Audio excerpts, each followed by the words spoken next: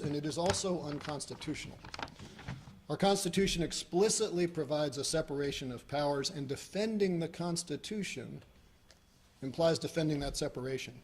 The oath that a newly naturalized citizen takes to defend the Constitution does not give them the rights that I have as a member of Congress to make laws. The oath that I take to defend the Constitution as a member of Congress does not give me the rights that the sheriff has to enforce the laws. And the oath that the sheriff took does not give him the rights of a Supreme Court justice to overturn the laws. I also want to point out that public safety is a two-way street.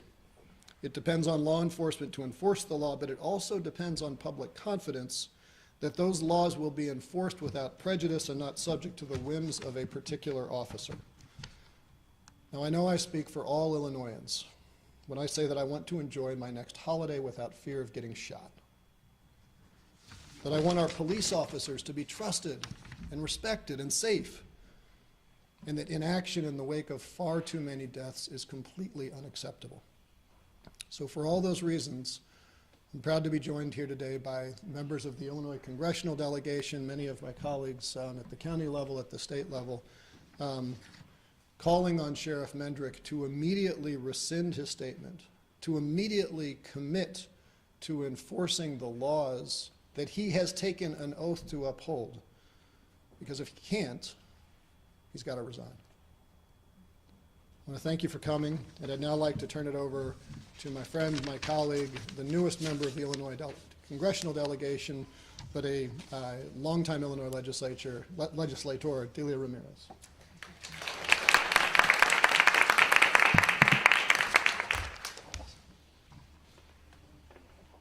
I'm a tad bit shorter.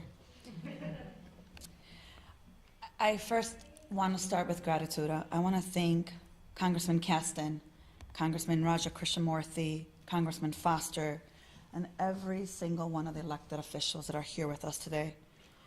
But I want to especially thank Congressman Kasten for his leadership and his swift response on the issues that have brought us here today. I also want to acknowledge that this is my first press conference that I'm speaking at in DuPage as an official member of Congress. And I wish that I was here under better circumstances. The reality is that we should be celebrating what was a historic victory here in Illinois to make Illinois safer. The passage of an assault weapons ban via the Protect Illinois Community Act was a victory that took many, many years in the making, and we should be celebrating the tireless work of our advocates across the state, including here in DuPage. Unfortunately, that is not the case. We are here because DuPage Sheriff Mendrick does not believe enforcing this law is his responsibility. And we simply cannot stay silent at such an irresponsible approach by the county's lead law enforcement officer. And look, I want to applaud the work of the Illinois General Assembly and the work that they did during lame duck. I'll tell you, lame duck session is pretty brutal. I know it. Did it a couple of times with them. And I know that through my years of service in the Illinois General Assembly, getting this kind of bill to the finish line during lame duck was, for our colleagues standing here today, extremely difficult but critical to get done. And I just want to applaud them today for making it happen. I want to thank them and applaud them for delivering for our communities that have been impacted by gun violence across our state. The horrific scenes we witnessed last summer in Highland Park, as Congressman Kasten mentioned, what we know just happened 2 days ago as we were celebrating Lunar Year. These things require swift and decisive action. You took that responsibility seriously and delivered on a strong piece of legislation that was a proper response to what our communities are demanding.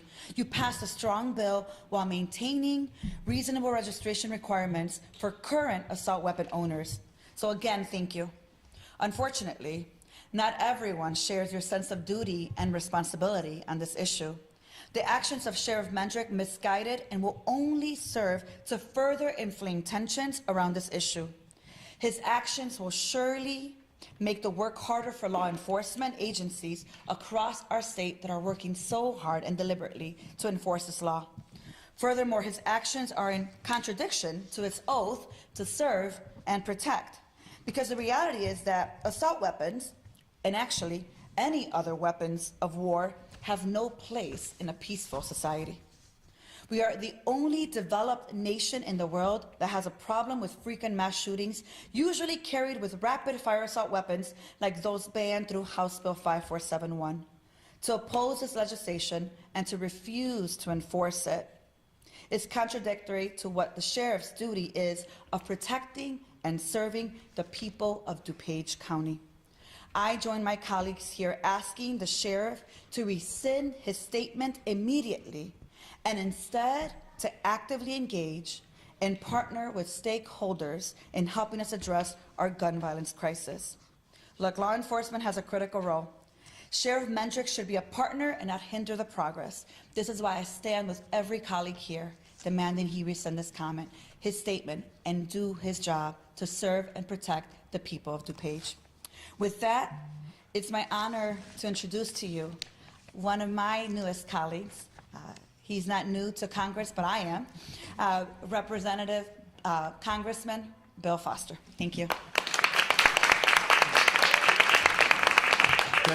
Thank you, Delia, and good morning, everyone. For those of you who don't know me, I'm Congressman Bill Foster. I'm a scientist and businessman. It's my honor to represent the 11th District of Illinois in the U.S. Congress.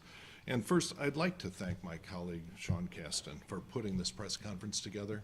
You know, for decades, DuPage County has been represented by members of Congress who would never have given the eloquent speech that he just gave. And so I'd like to thank Moms Demand Action and all of the gun safety groups who made it possible for him to give that speech as a member of Congress. Now, and I'm also really very glad to see all the elected officials here. And I, along with them, regret Sheriff Mendrick's shocking statement that led to this meeting. Earlier this week, my colleagues and I sent a letter requesting Sheriff Mendrick rescind his statement indicating that he will not enforce the Protect Illinois Community Act, which was recently signed into law. As sheriff, Mr. Mendrick has a duty to enforce laws to protect public safety that the people's representatives enact, and to do so in a fair and impartial manner. By indicating that he will not enforce important provisions of the Protect Illinois Act due to his personal beliefs about their constitutionality, Sheriff Mendrick is threatening to deliberately violate his oath and his duty to the citizens that he serves. Not only will this lead to public distrust of police, which threatens the safety of police officers and the general public, it also puts DuPage County at greater risk of gun violence. The Protect Illinois Community Act bans assault weapons, the same weapons of war that continue to fuel the cycle of mass shootings that we all know too well. It's a law that's passed based on the state's constitutional process, and the sheriff has an obligation to see that the law is properly enforced. Sheriff Mendrick must rescind his statement immediately, and any directives to his employees, and anything less is a flagrant violation of his position and his duty to DuPage County residents. Well, thank you. And at this point, I'd like to introduce my colleague, Congressman Krishnamurthy.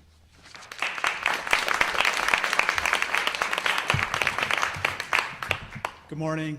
Thank you so much to Congressman Foster. Thank you to Sean Kasten for organizing today's event. Thank you to Delia Ramirez for coming, and to all of our state legislators. I see Moms Demand Action. Quite frankly, DuPage demands action, and that's why we're here today. I see Everytown for Gun Safety. I see March for Our Lives. Everybody's here for one common purpose, and that is to demand that Sheriff Mendrick do his job. Now, as an Asian American, I have to also wish everyone a happy Lunar New Year.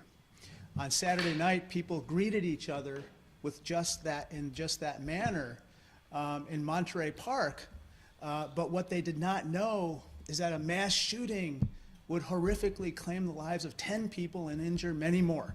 And please pray for those people who are in the hospital today as we sit here, who are fighting for their lives. That particular mass shooting was the 23rd mass shooting in 2023, and we are only on the 23rd day of this year. Now, with regard to that particular mass shooting on Saturday night, a Cobra M11 9mm pistol with 30-round magazines was apparently used in the shooting. Now, that type of pistol is not only illegal in California, but that assault weapon would be illegal here. Now, imagine if a law enforcement official had the opportunity to enforce a law that could have prevented the sale, the purchase, or use of that particular pistol or assault weapon in that particular mass shooting, and it did not happen. We would be outraged. We would demand the resignation and indeed the prosecution of the person who did not enforce the law to prevent that mass shooting. And yet that is what we're confronted with right now. Do we need another mass shooting that would have resulted from the dereliction of duty in DuPage County to prompt us to action? I say no. Now, with regard to Mr. Mendrick, he claims that this particular law, HB 5471, is unconstitutional. And it just prompted me to ask the next question. What other laws does he believe is unconstitutional? And are there any laws that he has not enforced that he believes is unconstitutional? Because we need to know right now. We need to know what we're up against. In his statement on Facebook, he said, "We will not be, quote, arresting or housing law-abiding individuals that have been arrested solely with noncompliance of this act," referring to HB 5471. So my question again, and specifically related to this act and the enforcement of this act, is, Sheriff Mendrick, will you not enforce the ban on the sale or the manufacture or the purchase of these assault-style weapons? We seek clarity right now. We need to know exactly what we're dealing with, and we all uniformly demand that he enforce the law as written. And so I just want to say with one voice, which has already been said, we cannot wait another day. We cannot wait another hour. We can't wait another minute for the sheriff to do his duty, because lives depend on it. And moms, dads, all citizens of DuPage County and the state demand action. Thank you.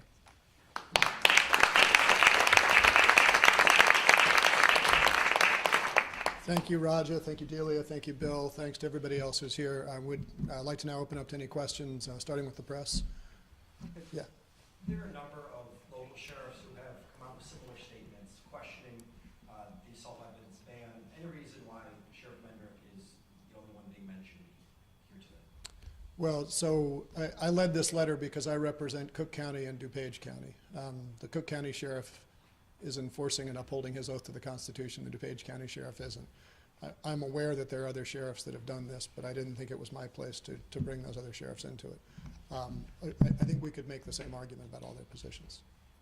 Do you agree that with Congressman Krishnamurthy that if there is, God forbid, some kind of mass shooting in DuPage County, and that Sheriff Mendrick is forced to resign and prosecuted? Let's wait for the circumstances to come to bear, but let's be really clear. 40% of all gun crimes in Chicago are done with guns that are illegally trafficked in from out of state. We now have amended the law to say that among the guns that are illegal to traffic are these assault weapons. We know there is a network of people who are already illegally trafficking guns into DuPage. If the sheriff of DuPage is basically saying, I have more in common and more to support and more alignment with the people who are currently breaking the law than I do with people who don't want to get shot, and that actually comes out in a court of law, then yes, I think there has to be accountability for that. What that looks like in the circumstances, let's hope it doesn't come to that. One of the things the sheriff has said is that he simply doesn't have the people that it would take 3 deputies to go, confiscate a weapon.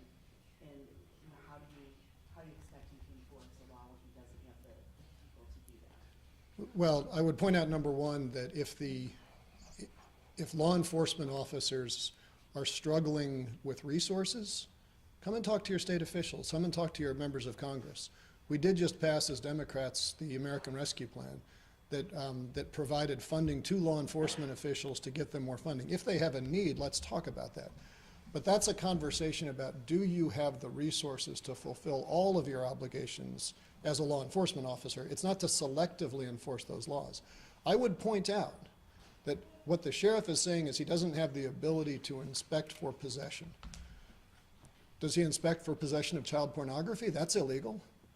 Does he inspect for possession of guns that would violate the 1934 National Firearms Act? That's illegal.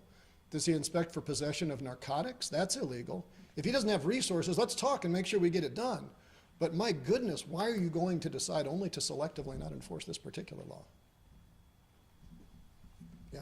In 2022, Sheriff Mendrick was unopposed for re-election. Do you suppose, obviously, it's still 3.5 years away for another election campaign, but do you suppose Democrats might come up with somebody to challenge him this time? I don't know if anybody else wants to go. I'm going to leave the politics aside. I will assure you that, you know, having been pretty outspoken on gun control since first running for office, I am quite certain that the will of DuPage County is not aligned with Sheriff Mendrick's position. This is shaping up to be a pretty long legal battle. The temporary restraining order was issued last week. Just your reaction to that judge's decision last week. I don't know if any of our state reps would like to talk to this specific issue. My understanding from some of the folks in Springfield I talked to is that they anticipated that there would be an initial lawsuit filed before a friendly judge, and that's in fact what has happened, and so it will go through the process. But again, I would point out that if you're making a constitutional argument, you have to explain why this law is unconstitutional, but the other states that have similar laws in the books are not. You have to explain why this law is unconstitutional, but the 1994 assault weapons ban, which the federal assault weapons ban was not. And by the way, your argument can't be, well, there's different people on the Supreme Court now. That's not a constitutional argument, right? You have to explain why the National Firearms Act that bans all these other, your right to bear certain arms, right, is not constitutional, because no one's challenged that one. So I think the process in Illinois, and I don't know if any of the state folks here would want to speak to that issue, but that's my understanding from talking to folks in Springfield. I think you captured it well. You captured it. And I think the Attorney General has made comment on it as well. Okay.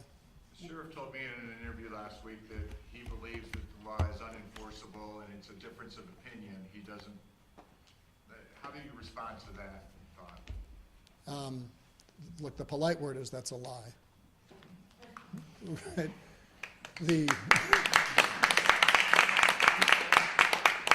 How is it possibly unenforceable to say that we can't enforce a law that bans the sale, the distribution, the illegal possession of semi-automatic weapons, but we have all the resources to enforce a law for fully automatic weapons? Please explain to me what the difference is in terms of law enforcement. You know, a weapon that can fire, you know, all those numbers I just cited, that can release 139 rounds in 5 minutes. How is that materially different than prosecuting somebody who's holding a fully automatic machine gun? You can enforce the law, right? And again, if you need more resources, come talk to us. We want help. We want safe streets. We don't want your officers to be in the line of fire, right? Would some state elected official like to talk about the law and what some of these sheriffs who do not want or say they will not enforce it, talking about going door to door? As I understand it, from what I read in the bill, there's nothing that says sheriffs go door to door. Correct. To enforce it. Correct. Could somebody come up and talk about that, and please identify yourself? Sure. I'm State Representative Ann Stava-Marie for the 81st District. Sheriff Mendrick is actually one of my constituents, and I have walked door to door in our communities, a thing that we actually didn't ask him to do in this law. And walking door to door in our communities, what I heard time and time again from the individuals who live here in DuPage is that safety is what they care about most. Safety, and some were caring about the Second Amendment, and even my Second Amendment supporters who I spoke with when I talked about an assault weapons ban and banning large capacity magazines, those residents of DuPage were okay with it too. So what we're really talking about is our sheriff taking a very extreme position, willfully misunderstanding the law, creating straw man arguments to not enforce the law, And we are here to dispel all of those today. Yeah, so we also ban the sale of assault weapons. We also ban the manufacture of assault weapons for sale in the state of Illinois. We still do allow manufacture for delivery to other states or to law enforcement within our state, who was an important caveat that we allow them to still use this kind of weaponry. And one of the really big considerations I know that was top of mind was actually protecting law enforcement with the Protect Illinois Communities Act. Our colleagues who traveled to Highland Park and spoke with the chief from Highland Park about the tragedy that unfolded there. He spoke about how the types of bullets that are available that were prior legal can cut through, with the devices that were legal, can cut through the protective gun vests that they have. And so it's very dangerous because the people who are there to keep us safe are just as at risk when these devices are out in the public. So I think there's a lot of reasons and there's a lot of different aspects to the bill that come together really nicely to protect our communities. So, to be clear, you're not asking for people to go door to door after, if they register their weapon? Yeah, it's more in the commission. It's if they run into them in the commission of something else that they get stopped for, if they are brought to a home on a domestic violence issue, and perhaps there's a gun present, and our sheriff is saying that in that domestic violence issue, is he going to enforce our automatic weapons ban if that's an unregistered weapon? He said no, he's not going to. That seems very dangerous. Any other state elected official or state representative, state senator like to comment? Or Connie? Go ahead. I'd like to point out, and Identifiers. I'm sorry, I'm Mary Ozog. I represent District 4, the central part of DuPage County, on the DuPage County Board. First of all, the DuPage County Board, back in the fall, the previous board unanimously supported this through a resolution, supported this bill. And that was a bipartisan, unanimous effort. What's particularly disturbing about this situation to me, and please correct me if I was wrong, the sheriff made his statement before this actually got to the court last week. And the way this needs to work is it goes through the courts. The sheriff is not the courts, and it was fully expected that this would be happening. And speaking individually as a board member, I'm very concerned about creating this atmosphere for us elected officials. We've already been on record as supporting this, even though we're not the legislature. And to create this kind of environment right now, I find very irresponsible because we're all in a state of heightened tensions for years now. And that's where it's really disturbing to have to go to our board meeting tomorrow. And there's been a call for many people to show up at this meeting, et cetera. And I think we need to act as elected officials, especially responsibly right now. Thank you. Does the county board have any ability to dictate to the sheriff how he should respond to this? I believe the county board is able to censure the sheriff, but otherwise we don't have, he's a separate elected official, so we don't have actual ability to do something like that, but we could censure his behavior, but otherwise we don't. Thank you. I believe, correct me if I'm wrong, the sheriff's office is a creature, not the sheriff per se who's elected, but the sheriff's office is a creature of the DuPage County Board. Funded Right. through the DuPage County Board, So, but a separate elected official. Right. I also just want to talk about this point about going door to door.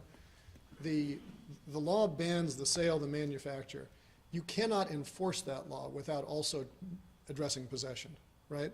That was why I used the example of child pornography. It is illegal to produce and distribute child pornography. How would you possibly investigate that if you didn't have the ability to go and check on possession, right? And so the sheriff's argument that he can't go door to door, how do you enforce any laws if you can't address possession?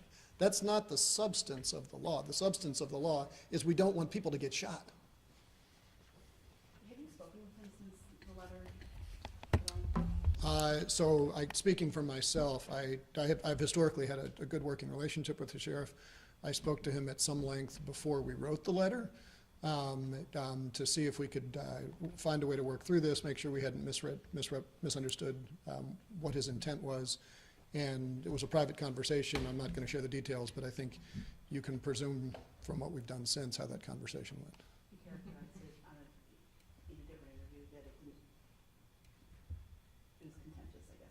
Can you talk about what was said at all? Or? I think out of respect for the sheriff, I don't want to get into what was said, but it's I made many of the same points that I've made today. And if you find that contentious, we have different views about the role of a sheriff. So as of now, you have not heard from the sheriff's department or anyone specific to the sheriff himself? No, not since the letter was sent. I know you asked for some answers to questions in that letter by a certain date, I believe. Is that correct? Yes. What happens if you don't hear from him? Is there anything else? Hopefully we won't need to escalate. We'll see where it goes. It's worth pointing out, and Congressman Krishnamurthy made this point, the questions we ask are questions that all citizens should want to know. If he believes that he has the authority to act as a judge and interpret the Constitution, please advise where that authority resides. Because all of us who operate under the laws of the United States have not previously been familiar with that theory. So let's understand what that theory, because that should inform our relationships with police officers. Does everybody have the right to interpret the laws of the United States and decide what's enforceable? I don't think so, but let us know. We also said, to Congressman Krishnamurthy's point, are there other laws that you have decided selectively not to enforce? Because we need to understand that from a public safety perspective. Not as members of Congress, as members of the community, right? That really matters. What directives have you given? I'd encourage all of us to be asking the questions. And then finally, to the point that was made earlier from board members, Ozog, because the sheriff's office is a creature of the DuPage County Board, because the DuPage County Board acted unanimously, I would like to know, did he have any correspondence with the DuPage County Board before essentially deciding to directly disobey their perspective?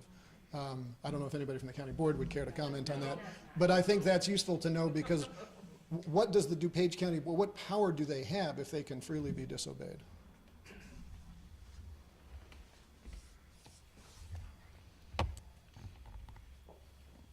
Yeah. Is there anything else you guys would like to add, or just like people to know when it comes to this topic and overall your message? Anybody else want to hop in who hasn't?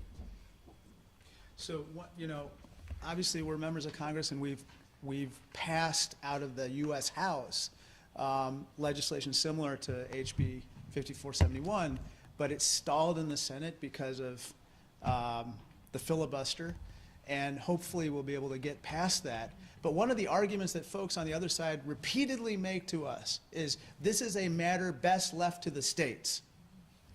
In Illinois, this matter has been addressed, and it's been decided in the form of HB 5471. So that is why, Bill and I and Delia and of course Sean are here, because we are getting, we're getting the arguments coming and going, and they're inconsistent. And we want to say with one voice, the law is the law in the state of Illinois. It needs to be enforced right now.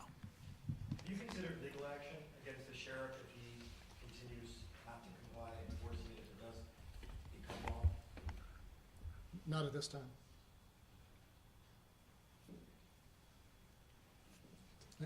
I'm a private citizen and not a member of the media, and I appreciate you all for taking the stance on this, but what can we do as private citizens? I really feel unsafe. I'm deeply concerned about the sheriff's reaction, and I want to know, what can we do to help you do more? So number one, I want to thank you all for what you've done. I've told this story a lot because it's the nature of my job that I have to tell the same stories again over and over. But several years ago, I had the privilege of walking across the Edmund Pettus Bridge with John Lewis before he died, and was chatting afterwards with Chuck Neblett, who was one of the Freedom Singers who was down there and had been there on Bloody Sunday. And I said to him, what do you think it was that gave Martin Luther King and Rosa Parks and John Lewis the courage to stand up and the ability to lead in a moment when there was no guarantee that was going to happen? And Chuck said to me, he said one of the fallacies we tell ourselves is that leaders come before movements. Movements come before leaders. And he said the person who made the movement possible was Mamie Till, because that was what created the movement, and then the movement needed a leader.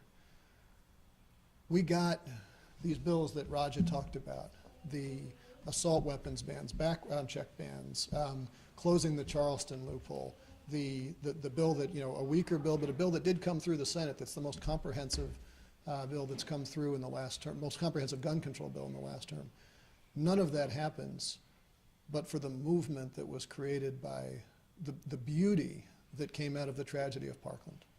The March for Our Lives rallies, the Moms Demand Action shirts, all of that movement that came up because people realized that they may have the noise, but love has got the numbers.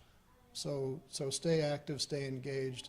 The civil society depends on engagement. And understand that what's happening with the Illinois Sheriff's Association, with Sheriff Mendrick, is they are hoping that the threat of violence will persuade you to sit down.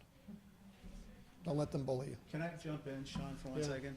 I heard from a well-acquainted source that the sheriff, in this case Mr. Mendrick, has not heard from his constituents about your concerns.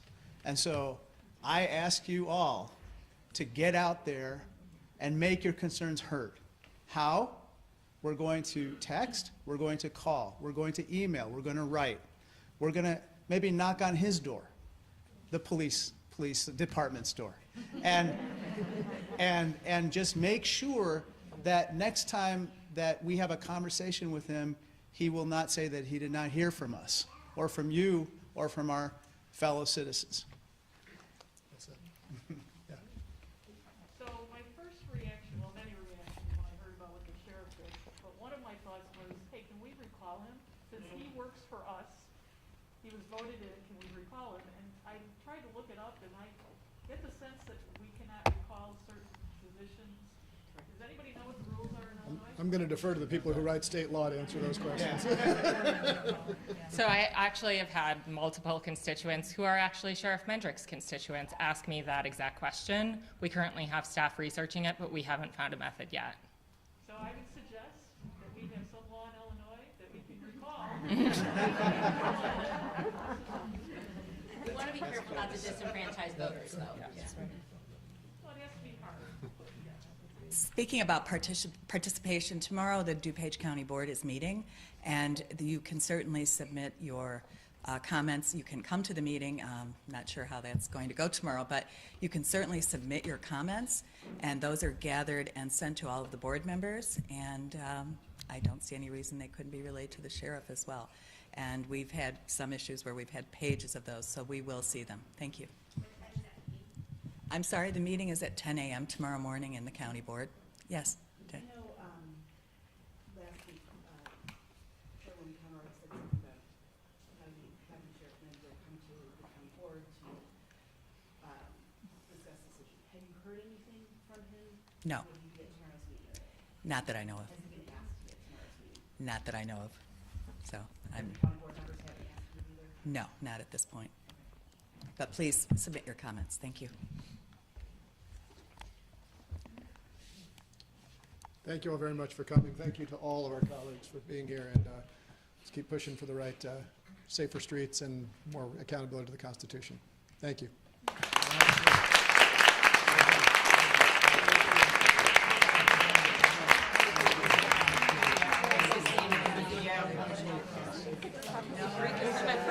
Yeah.